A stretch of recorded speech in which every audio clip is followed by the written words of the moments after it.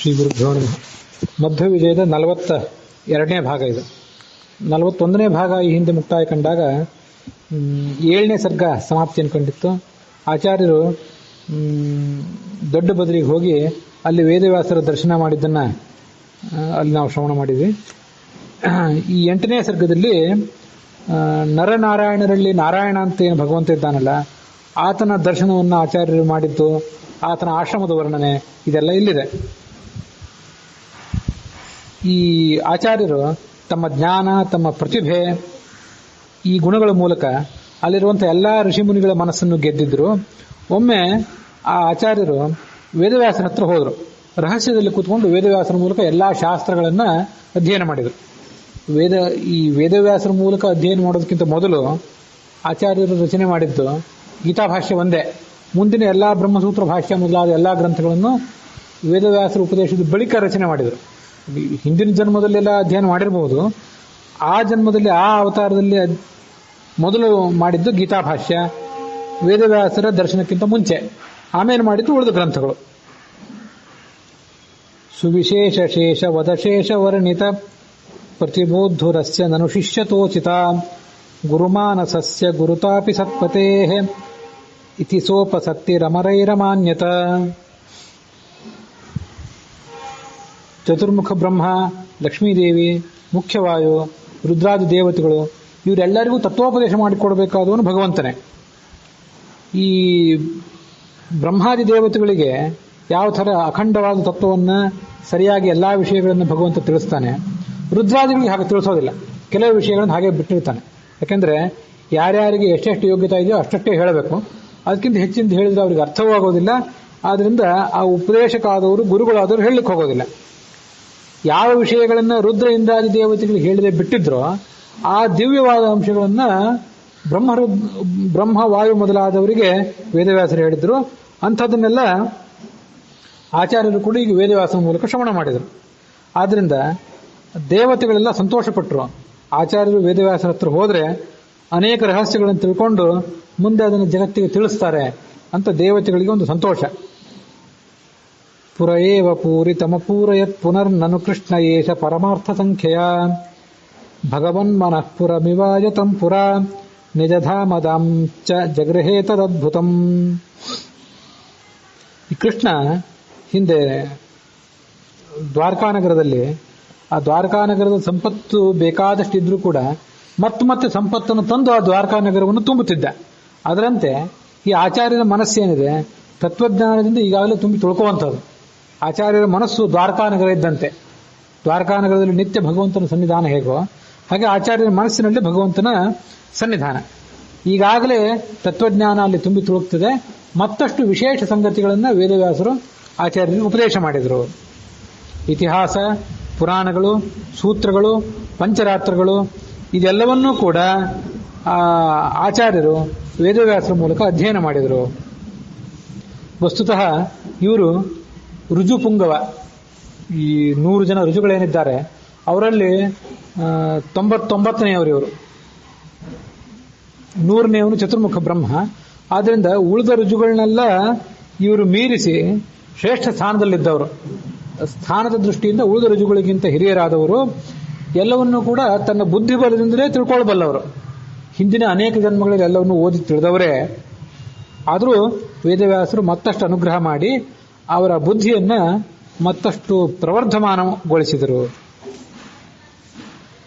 ತಮಪಶ್ಯದಾಶ್ರಮವರೇ ಪ್ರಭೂತ ದೀರ್ಜ್ವಲನಂ ಜ್ವಲಂತಮಿವ ಧೂಮವರ್ಜಿತಂ ವರವಲ್ಕಲಾ ಕಲಿತಮೋಂಜಿಮೇಖಲಂ ವಿಲಸಜ್ಜಟಾವಲಯಮಾದಿ ಪೂರುಷಂ. ಇಲ್ಲಿ ನಾನು ಮುಂದಿನ ಶ್ಲೋಕ ಓದಿದೆ, ಅದಕ್ಕಿಂತ ಮೊದಲು 6ನೇ ಶ್ಲೋಕ ಓದಬೇಕು.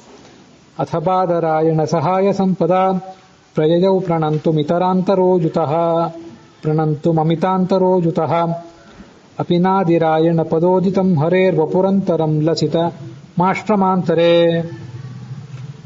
ಅದೇ ದೊಡ್ಡ ಬದರಿ ಸಮೀಪದಲ್ಲೇ ನರನಾರಾಯಣರು ವಾಸ ಮಾಡುವಂಥ ಮತ್ತೊಂದು ಪ್ರದೇಶ ಇದೆ. ಅದಕ್ಕೆ ನಾರಾಯಣಾಶ್ರಮ ಅಂತ ಕರೀತಾರೆ. ಆ ನಾರಾಯಣಾಶ್ರಮದಲ್ಲಿರುವಂತಹ ಭಗವಂತನ ರೂಪ ಅಂದರೆ ಈ ವೇದವ್ಯಾಸನ ರೂಪಕ್ಕಿಂತ ಅಭಿನ್ನವಾದದ್ದೇ. ಆದರೂ ಇರೋ ಜಾಗ ಬೇರೆ. ಆದ್ದರಿಂದ ಆ ವೇದವ್ಯಾಸರು ಮಧ್ವರನ್ನು ಕರ್ಕೊಂಡು ಆ ನಾರಾಯಣ ಆಶ್ರಮಕ್ಕೆ ಕರ್ಕೊಂಡು ಹೋದರು. ಅಲ್ಲಿ ಈ ಹೊಗೆ ಇಲ್ಲದೆ ಬೆಂಕಿಯಂತೆ ಕಂಗೊಳಿಸ್ತಾ ಇದ್ದ ನಾರಾಯಣ. ಶ್ರೀಮನ್ನಾರಾಯಣ ವೈಕುಂಠದಲ್ಲಿ ಇರ್ತಾನಲ್ಲ ಆ ರೂಪ ಅಲ್ಲ, ಇದೊಂದು ಋಷಿ ರೂಪ. ವರವಲ್ಕಲಾ ಕಲಿತ ಮೌಂಜಿ ಮೇಖಲಂ ವಿಲಸಜ್ಜಟಾ ವಲಯ ಮಾದಿಪುರುಷಂ. ಜಟೆ ಧಾರಣೆ ಮಾಡಿದ್ದಾರೆ, ಮತ್ತೆ ನಾರು ಮಡಿ ಉಟ್ಕೊಂಡಿದ್ದಾರೆ, ಸೊಂಟಕ್ಕೆ ಮೇಖಲ ಈ ದರ್ಭೆಯ ಉಡ್ದಾರವನ್ನು ಉಟ್ಕೊಂಡಿದ್ದಾರೆ ಅಂತ ಆದಿಪುರುಷನಾದಂಥ ನಾರಾಯಣನನ್ನ ಮಧ್ವರಲ್ಲಿ ನೋಡಿದರು. ಅತಿ ದುರ್ಜಯೇಂದ್ರಿಯ ಜಯಾದಿರೂಪಿಣ. ಇದು ಕಠಿಣವಾದ ತಪಸ್ಸನ್ನು ನಾರಾಯಣ ಅಲ್ಲಿ ಮಾಡ್ತಿದ್ದ. ಇಂದ್ರಿಯಗಳನ್ನ ಸಾಮಾನ್ಯರಾದವರು ಯಾರು ಹತೋಟಿಯಲ್ಲಿ ಇಡ್ಲಾರರು, ಅಂಥವರಿಗೆ ಮಾದರಿ ಆಗುವಂಥ ಒಂದು ತಪಸ್ಸಿದು ನಾರಾಯಣ ಮಾಡ್ತಿದ್ದ ತಪಸ್ಸು. ವಸ್ತುತಃ ಅವನಿಗೆ ಈ ತಪಸ್ಸನ್ನು ಮಾಡುವಂಥ ಅವಶ್ಯಕತೆ ಏನಿಲ್ಲ. ಅವರು ಹಿಂದೆ ಮೂಲ ರೂಪದಲ್ಲಿ ನಾರಾಯಣ ತನ್ನದೇ ಆದಂಥ ಸುಖದಲ್ಲಿ, ಸ್ವರೂಪ ಸುಖದಲ್ಲಿ ಮುಳುಗಿ ಎದ್ದವನು. ಅಂಥವನಿಗೆ ತಪಸ್ಸಿನ ಅವಶ್ಯಕತೆ ಇಲ್ಲ. ಆದರೂ ಅಂಥದ್ದೊಂದು ತಪಸ್ಸನ್ನು ಮಾಡ್ತಾ ಆತ ಅರಣ್ಯದಲ್ಲಿದ್ದವನಂತೆ ತೋರಿಸ್ಕೊಳ್ತಾ ಇದ್ದ. ಅವನನ್ನ ಈ ಆಚಾರ್ಯರು ನೋಡಿದರು. ನಯನದ್ವಯೇನ ನಲಿನ ಪ್ರಭಾಮುಷ ಪರಿಫುಲ್ಲತಾ ವಿಲಸಿತೇನ ವಿಸ್ಮಯಾತ್. ಆಚಾರ್ಯರು ಎರಡು ಕಣ್ಣಿನಿಂದ ಆ ನಾರಾಯಣ ಮುನಿಯನ್ನು ನೋಡಿದರು. ಧರ್ಮಜ, ಯಮಧರ್ಮ ಮೂರ್ತಿ ದೇವಿಯಲ್ಲಿ ನರ ಮತ್ತು ನಾರಾಯಣರನ್ನ ಹೆತ್ತಿದ್ದ. ಆ ಧರ್ಮಜನಾದಂತಹ ಧರ್ಮಪುತ್ರನಾದ ನಾರಾಯಣನನ್ನ ನೋಡಿದರು. ನೋಡಿ ಈ ಮುಂದಿನಂತೆ ಆಲೋಚನೆ ಮಾಡಿದರು. ಇಡೀ 14 ಲೋಕಗಳು, ಚತುರ್ಮುಖ ಬ್ರಹ್ಮ, ರುದ್ರ ಇವರೆಲ್ಲರ ಸಮೇತವಾದ 14 ಲೋಕಗಳನ್ನ ಈ ಭಗವಂತ ಸೃಷ್ಟಿ ಮಾಡ್ತಾನೆ, ಪ್ರಳಯ ಮಾಡ್ತಾನೆ, ಹಾಗೆ ಪಾಲನೆ ಮಾಡ್ತಾನೆ. ಈತ ಕೇವಲ ಪುರಾಣ ಪುರುಷ, ಶಾಸ್ತ್ರದಲ್ಲಿ ವರ್ಣಿತನಾದಂತಹ ಪುರಾಣ ಪುರುಷ ಈತ. ತ್ರಿಗುಣಾಕೃತಿ ಪ್ರಕೃತಿತೋ ಗುರುಂ ತತಸ್ತ್ರಿವಿಧಾಮಹಂಕೃತಿ ಮಮರ್ತ್ಯಖಾನ್ಯತಃ ಅಪಿಭೂತ ಪಂಚಕಮಿತೋಂಡಮಂಡಲಂ ಭಗವಾನಸಾವಿಹ ಜಗಂತಿ ಚಾಸೃಜತ್. ಸತ್ವ, ರಜಸ್ತಮಸ್ ಅನ್ನುವಂತಹ 3 ಗುಣಗಳು. ಆ ಗುಣಗಳ ಮೂಲಕ ಮಹತ್ತತ್ವ, ಅದಕ್ಕೆ ಅಭಿಮಾನಿಯಾದಂತಹ ಚತುರ್ಮುಖ ಬ್ರಹ್ಮ. ಅಹಂಕಾರ ತತ್ವ, ಮುಂದೆ ಆ ಅಹಂಕಾರ ತತ್ವದಿಂದ ಎಲ್ಲ ದೇವತೆಗಳನ್ನ, ಇಂದ್ರಿಯಗಳನ್ನ, ಮತ್ತೆ ಪಂಚಮಹಾಭೂತಗಳನ್ನ, ಆ ಪಂಚಮಹಾಭೂತಗಳ ಮೂಲಕ ಬ್ರಹ್ಮಾಂಡವನ್ನ, ಈ ಜಗತ್ತನ್ನ ಪರಮಾತ್ಮ ಸೃಷ್ಟಿ ಮಾಡಿದ್ದಾನೆ. ಚತುರ್ಮುಖ ಬ್ರಹ್ಮ, ವಾಯು, ಇಂದ್ರ ಮತ್ತೆ ಶಿವ, ಈ ಎಲ್ಲ ದೇವತೆಗಳನ್ನ ಮತ್ತೆ ಮನುಷ್ಯರನ್ನ, ಅಸುರರನ್ನ ಈತ ಸೃಜತಿ, ಸೃಷ್ಟಿ ಮಾಡ್ತಾನೆ, ಪ್ರಪಾಲಯತಿ, ಪಾಲನೆ ಮಾಡ್ತಾನೆ, ಹಾಗೆ ನಾಶ ಮಾಡ್ತಾನೆ.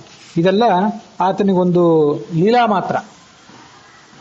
ಅಗಣಯ್ಯ ಸದ್ಗುಣ ಗಣೋ ವಿದೂಷಣ ಸ್ವವಶಾಖಿಲೋಪ್ಯನುಪಚಾರತ ಸ್ವಯಂ ಸ್ಮೃತಿ ಕೀರ್ತನ ಪ್ರಣತಿಭಿರ್ವಿಮುಕ್ತಯೇ ಸ್ವಜನಸ್ಯ ಯಾತ್ಯಯಮನೇಕ ರೂಪತಾಂ. ಅನಂತ ಕಲ್ಯಾಣ ಗುಣ ಪರಿಪೂರ್ಣ ಈ ನಾರಾಯಣ, ಮತ್ತೆ ಯಾವುದೇ ದೋಷ ಇಲ್ಲದೇ ಇದ್ದವನು.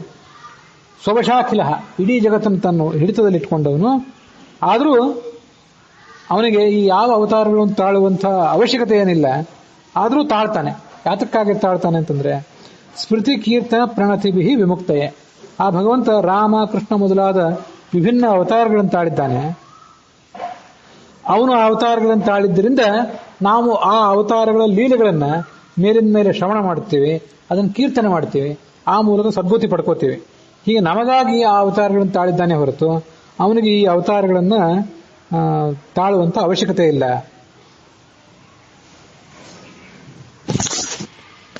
ಈ 8ನೇ ಸರ್ಗದ 13ನೇ ಶ್ಲೋಕದೊಂದಿಗೆ ಇವತ್ತಿನ ಈ ಕಥಾಭಾಗ ಸಮಾಪ್ತಿಯನ್ನು ಕಂಡಿದೆ.